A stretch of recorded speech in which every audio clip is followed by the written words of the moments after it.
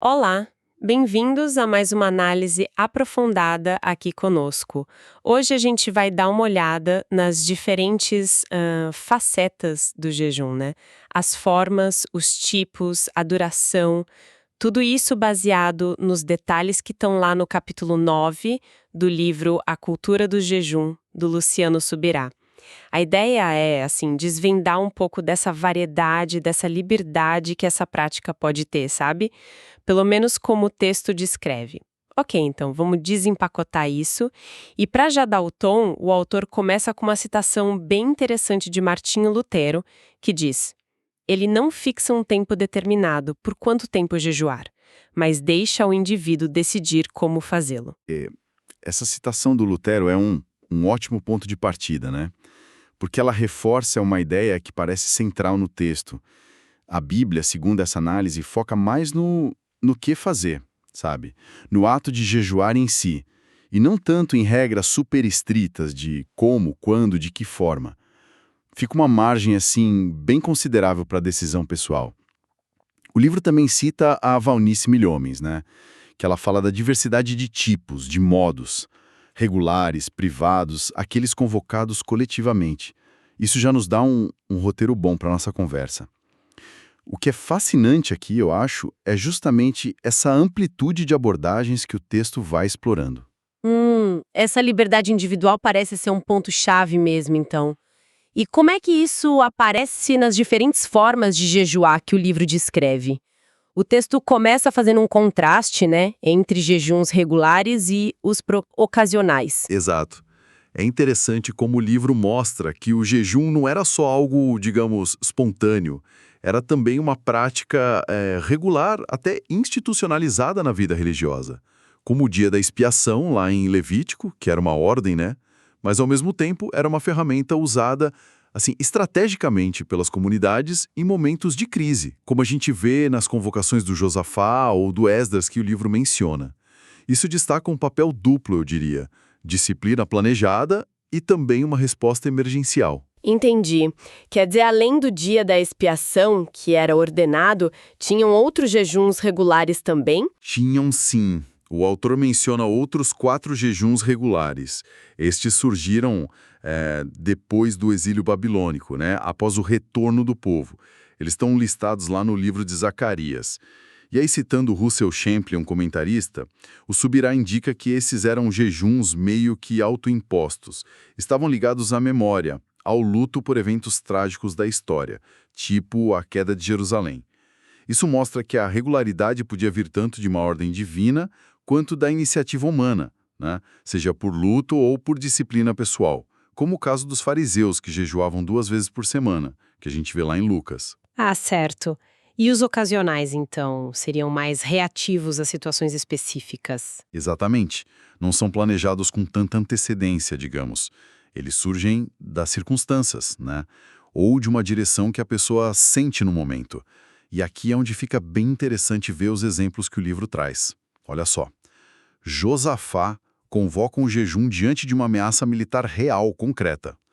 Já o Esdras faz isso buscando proteção divina para uma viagem perigosa, contra riscos que nem eram totalmente conhecidos ainda.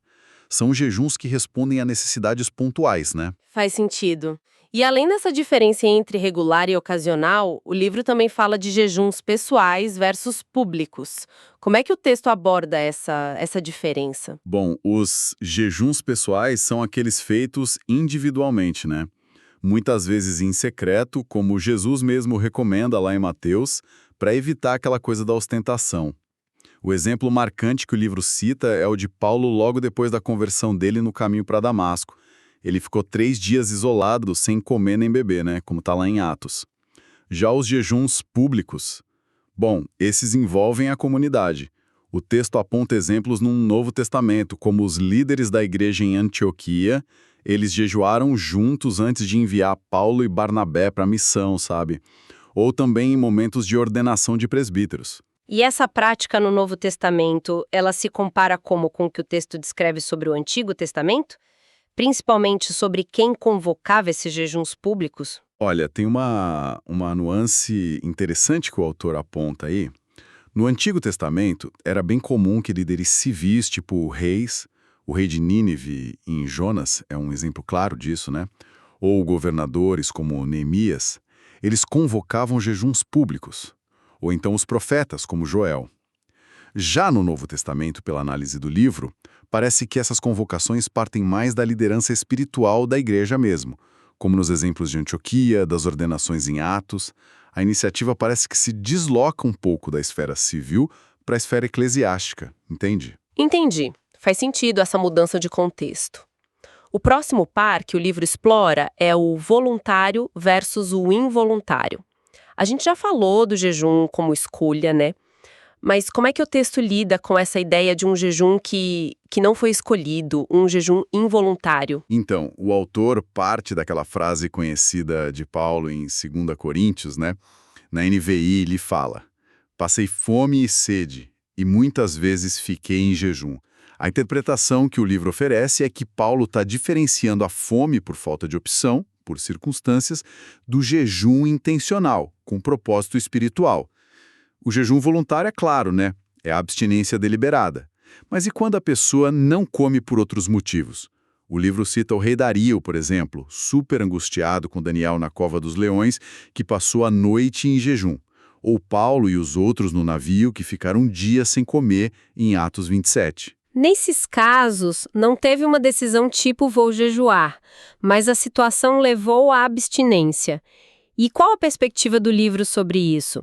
Dá para tirar algo daí? O ponto-chave que o Subirá destaca é que mesmo essa abstinência não planejada, seja por perder o apetite, por falta de tempo, ele até cita Marcos 3 e 6, onde Jesus e os discípulos mal tinham tempo para comer, ou mesmo por falta de grana, como Paulo menciona em Filipenses.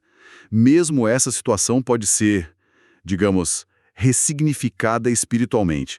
Se a pessoa, em vez de só lamentar a situação, associa esse período de privação à oração, mantém uma atitude de busca a Deus, ela pode transformar a necessidade numa oportunidade espiritual, entende?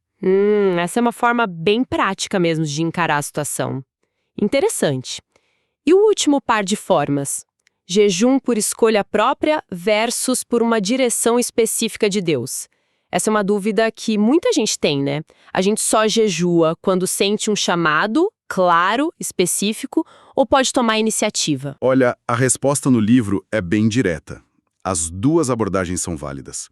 Citando a Valnice Milomes de novo, o argumento é que o jejum pode ser visto como uma disciplina espiritual regular. Algo que a gente faz por decisão, sabe? Assim como a gente se esforça para orar sempre ou para praticar boas obras, como Paulo incentiva, para jejuns mais curtos ou ocasionais, não seria necessária uma ordem divina específica toda vez. Talvez essa direção divina seja mais crucial para jejuns mais longos ou com propósitos muito, muito específicos. Então não é uma coisa tipo ou isso ou aquilo. Exatamente. O livro meio que simplifica a questão, né?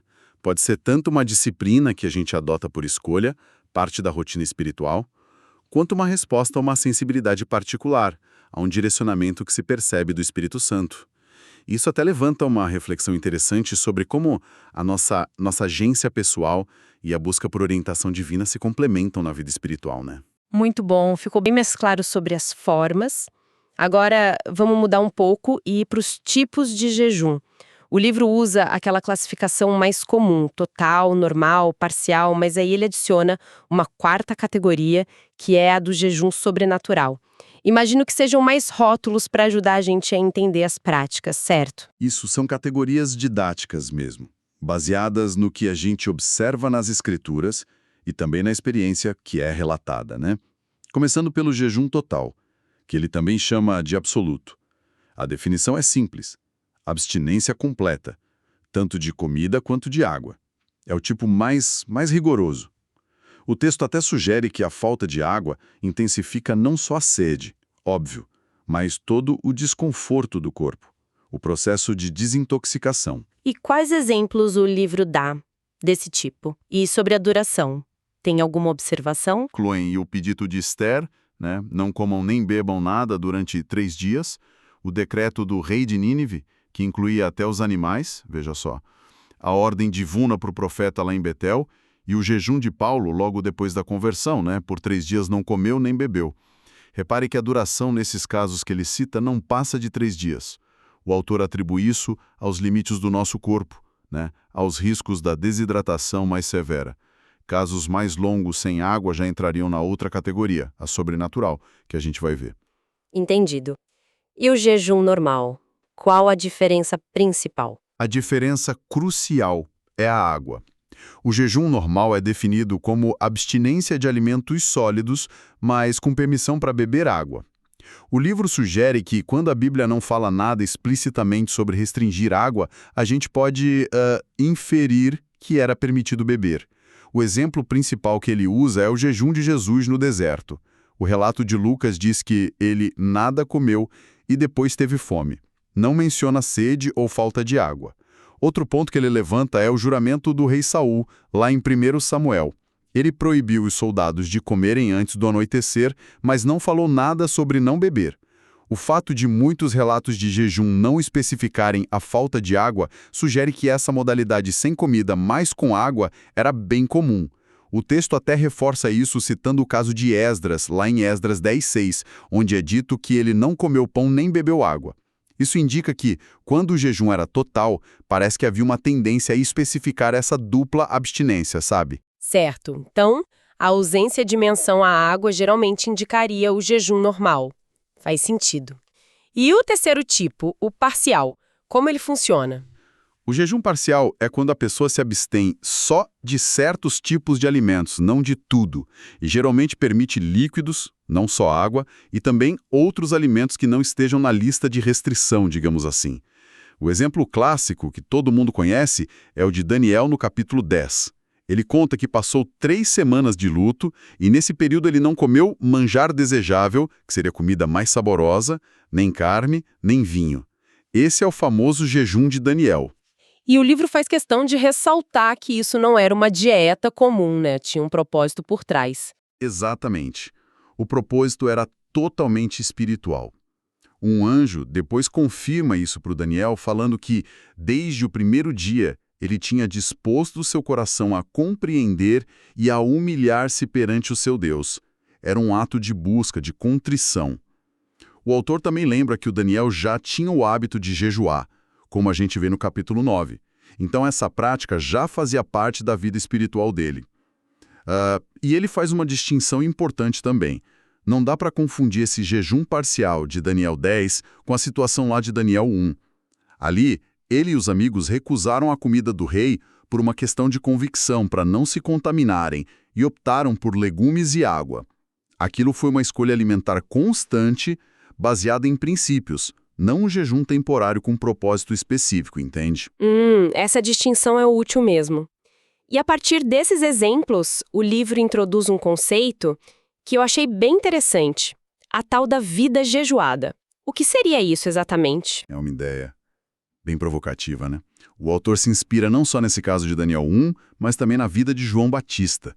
Mateus descreve a dieta dele como bem austera, gafanhotos e mel silvestre. O autor interpreta isso mais como uma escolha de vida do que por falta de opção, sabe? Então o livro sugere essa possibilidade de uma vida jejuada. Se a gente conecta isso ao quadro geral que estamos vendo, o jejum deixa de ser só um evento isolado e pode se tornar um componente do estilo de vida da pessoa. Isso poderia se manifestar, sei lá, como um controle de quantidade ou qualidade dos alimentos, dietas específicas por razões espirituais, ou outras formas de abstenção intencional que a pessoa incorpora na rotina. Amplia bastante o conceito, né? Amplia mesmo. E isso se conecta com a versatilidade do jejum parcial que o autor menciona, aquela ideia de ser bom para iniciantes, sem dúvida. O jejum parcial abre um leque enorme de possibilidades, né? Jejum intermitente, tipo pular refeições, evitar certos grupos de alimentos como açúcares processados, fazer dietas líquidas temporárias com sucos, caldos. O livro realmente considera uma ótima porta de entrada para a prática do jejum, ou até uma forma de se preparar para períodos de abstinência mais longos. Ok, chegamos então ao quarto tipo, o jejum sobrenatural. O que caracteriza esse tipo segundo o texto? Basicamente, são aqueles casos que parecem ir além da capacidade física humana normal, sabe?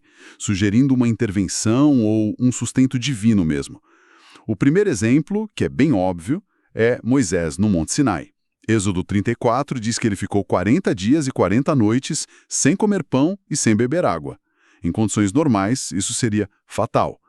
O contexto ali de imersão total na presença de Deus sugere um sustento milagroso. E o livro compara isso com o jejum de Jesus, né? Tem uma diferença aí. Sim, ele faz um contraponto interessante. Embora Jesus também tenha jejuado 40 dias, o texto bíblico só menciona que ele nada comeu e depois teve fome. Não fala de sede ou falta de água. O autor cita um argumento da Bíblia de Estudo Pentecostal que diz o seguinte: Jesus enfrentou a tentação como nosso representante como ser humano. E ele usou os recursos que estão disponíveis para um ser humano cheio do Espírito, que incluiria beber água. Jejuar 40 dias sem água exigiria um milagre para sobreviver, né? Mas a ideia é que Jesus venceu a tentação como homem, fortalecido pelo Espírito e pela palavra. Ele não recorreu a milagres para facilitar a própria aprovação humana, entende? Entendi a linha de raciocínio. Faz sentido. E existem outros exemplos de jejum sobrenatural que o livro menciona? Sim. O livro cita Elias, lá em 1 Reis 19.